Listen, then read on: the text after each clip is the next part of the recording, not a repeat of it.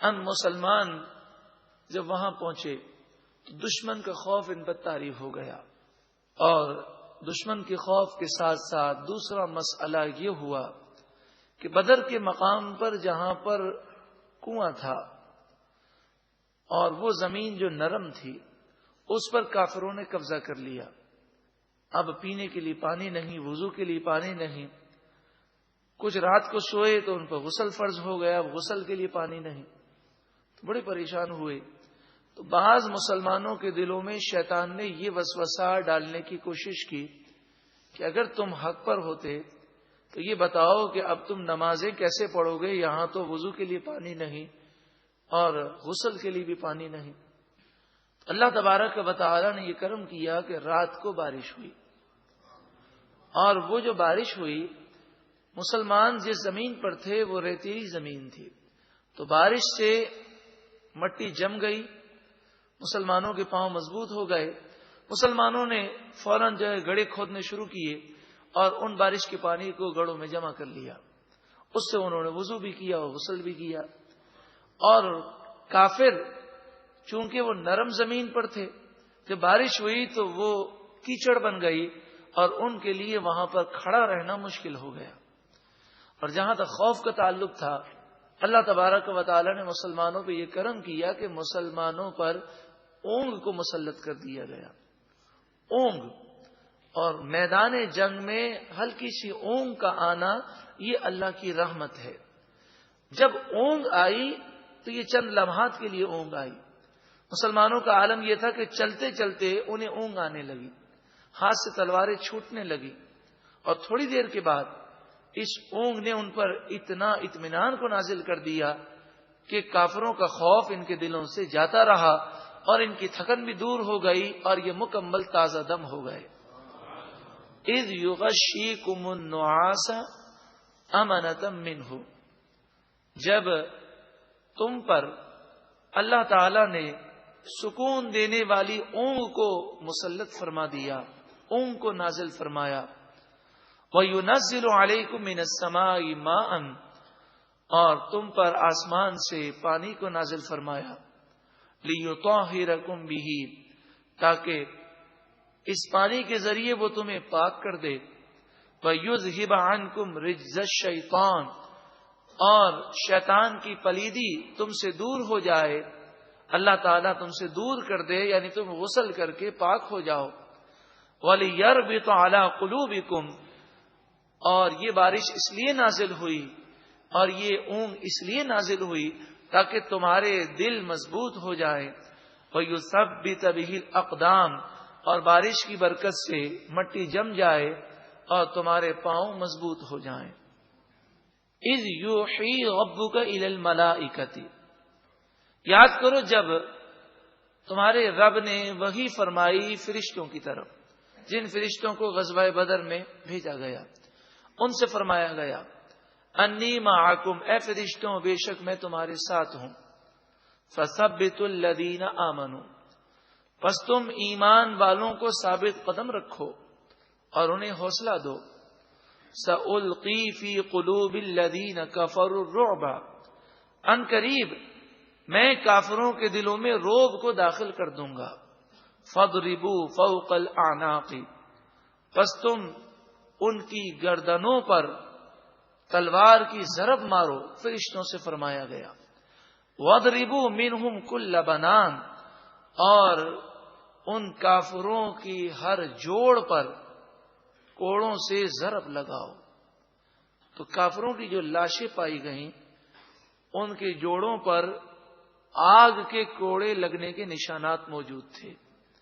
صحابہ کرام کہتے ہیں کہ ہم کسی کافر کو قتل کرنے کے لیے تلوار کو بڑھاتے اور تلوار اس کی گردن کے قریب پہنچتی تو اس سے پہلے کہ ہماری تلوار اس کی گردن کو اڑائے خود بخود ہم دیکھتے کہ گردن الگ ہو جاتی. یہ حضور نے فرمایا آسمانی مدد تھی. ذالک بأنہم شاقوا اللہ ورسولہ، یہ اس وجہ سے کہ یہ لوگ وہ لوگ ہیں جنہوں نے اللہ اور اس کے رسول کی مخالفت کی. یہ کافر.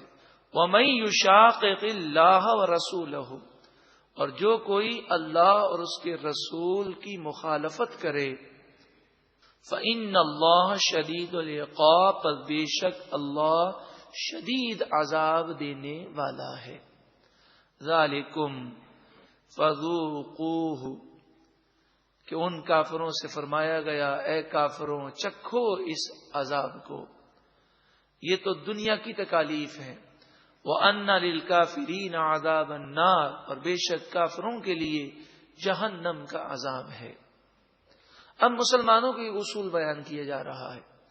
یا ایھا الذین آمنوا، اے ایمان والوں، اذا لقیتم الذین کفروا زحفا، جب بھی تمہارا مقابلہ کسی کافر لشکر سے ہو، فلا تولوہم الادبار، تو تم اپنی پیٹھ پھیر کر مت بھاگنا، مقابلہ بہادری سے کرنا.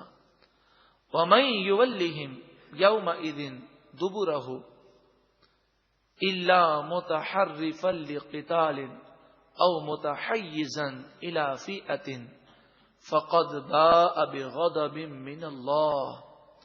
ارشاد فرمایا کہ جو کوئی اس دن یعنی جنگ کی حالت میں فرار اختیار کرے، پیٹھ دے کر بھاگ جائے، اس کے لیے اللہ کا غضب ہے. وَمَأْوَاهُ جَهَنَّمُ، اور اس کا ٹھکانہ جہنم ہے. وَبِئْسَ الْمَصِيرُ، اور وہ کتنی بری جگہ ہے پلٹنے کی.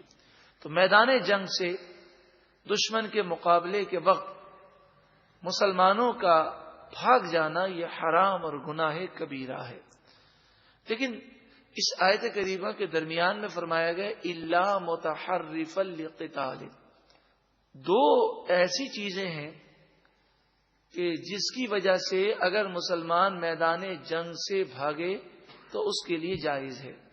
ایک تو فرمایا الا متحرفا لقتال، کوئی جنگی چال ہو، جنگی چال کے طور پر کافروں کو دھوکہ دینے کے لیے وہ پیچھے ہٹے، اور کافر جب بے خوف ہو جائیں تو دوبارہ حملہ کر دے. تو اب بھاگنا جو ہے یہ میدان جنگ سے بھاگنا نہیں بلکہ کافروں کو چال میں لینے کے لیے بھاگنا ہے، تو یہ جائز ہے. او متحیزا الی فئۃ، یہ دوسری صورت یہ ہے کہ وہ یہ خیال کرتا ہے ہماری تعداد بہت کم ہے اور ہم سب شہید ہو جائیں گے تو شہادت بہت بڑا رتبہ ہے، پھر ہمارے پیچھے جو لشکر ہے اس کی تعداد بھی بہت کم ہے، انہیں بھی کافی شہید کر دیں گے. تو وہ پیچھے بھاگے اور بھاگ کر اپنے اس لشکر سے مل جائے اور دونوں لشکر مل کر پھر حملہ کریں، تو اس طرح کافروں کا مقابلہ آسانی سے ہو سکتا ہو. تو اب بھاگنا میدان جنگ سے بھاگنا نہیں ہے بلکہ اپنے لشکر سے مل کر پھر دوبارہ حملہ کرنے کے لیے. او متحیزا الی فئۃ، یا کسی لشکر سے ملنے کے لیے ہو تو پھر بھاگنے میں کوئی حرج نہیں ہے. میدان بدر میں نبی اکرم صلی اللہ علیہ وآلہ وسلم نے ایک مٹھی مٹی کو لیا اور یہ مٹی آپ نے ان کافروں کے اوپر پھینکی. اس مٹی کا پھینکنا تھا کہ کافروں پر روب و دبدبا طاری ہو گیا، ان کے حوصلے پست ہو گئے اور تھوڑی دیر کے لیے ان کی نگاہوں کے سامنے اندھیرا چھا گیا. تو قرآن مجید فرقان حمید نے اس مٹی کا بھی ذکر کیا اور جس تیزی کے ساتھ مسلمانوں نے کافروں کو قتل کیا اس کا بھی ذکر فرمایا اور بڑی شان کے ساتھ ارشاد فرمایا فَلَمْ تَقْتُلُوهُمْ، پس تم نے ان کافروں کو قتل نہ کیا، وَلَكِنَّ اللَّهَ قَتَلَهُمْ، بلکہ اللہ نے انہیں قتل کیا. وَمَا رَمَيْتَ، اور اے محبوب آپ نے کنکریاں اور خاک کو لے کر نہ پھینکا، اذ رمیت، جب آپ نے پھینکا، ولیکن اللہ رما، بلکہ اللہ نے اسے پھینکا. تو مفسرین فرماتے ہیں کہ اس کی کیا معنی ہے کہ جب آپ نے مٹی پھینکی ہے تو قرآن مجید فرقان حمید فرماتا ہے آپ نے نہ پھینکا، اللہ نے پھینکا. تو اس سے مراد یہ فرمایا گیا کہ پھینکنا تو آپ کا تھا لیکن اس کے نتیجے میں اللہ تعالی کی قدرت کا ظہور تھا.